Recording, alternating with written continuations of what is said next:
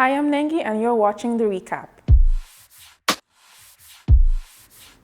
Over 70,000 fires have been detected in the Amazon rainforest by the Brazilian Space Research Center.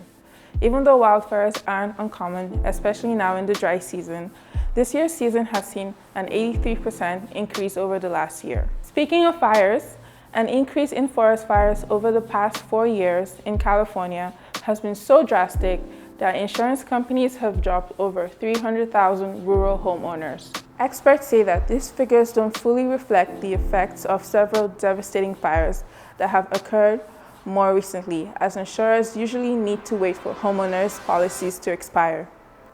The United Nations has released a statement that there is an invisible water crisis, which could slash the economic potential of the areas plagued by water contamination. The contamination of water worldwide is so bad that a common occurrence includes the water spontaneously catching on fire. And finally, a small update. Greta Thunberg is now halfway across through the Atlantic Ocean. This is a small part of her long journey which will unfold throughout the rest of the year.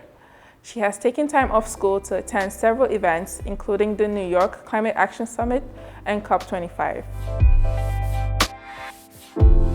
The Canadian press recently broke the story that an Elections Canada official had told environmental advocacy groups that some issue advertising blaming human activities for climate change could be seen as partisan because of one particular candidate's views. Now, Elections Canada has been worryingly vague as to the activities that can be deemed partisan, so naturally we at Alternatives Journal were a bit worried about how these rules might apply to us. Our partnership officer Milan tried to get in touch with Elections Canada.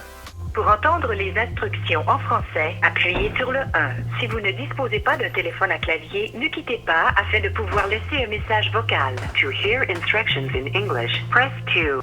Hello, you've reached Media Relations at Elections Canada. Please leave a message. Thank you. At the end of your message, press 1. To transfer to an operator, press 0. Je suis désolé. Elections Canada may need personal information, such as your name and address, to answer your inquiry. The Canada Elections Act and Financial Administration Act give us authority to collect your personal information. For information about ways to vote, say ways to vote. Hi, Elections Canada. Carolyn speaking. How can I help you? Hello, Carolyn. My name is Milan. I'm from Alternatives Media, Canadian Environmental Journal. I just have some questions about climate change and how it applies to advertising. Okay. There's a Contact Us button at the top, and there's a generous web form on that Contact Us page, which says, Contact Us form. Right. And I believe you would just ask as a member of the public. Yeah, I couldn't really comment or give you a straight answer or probably an even accurate answer. So I would suggest you ask sort of those sorts of questions in there.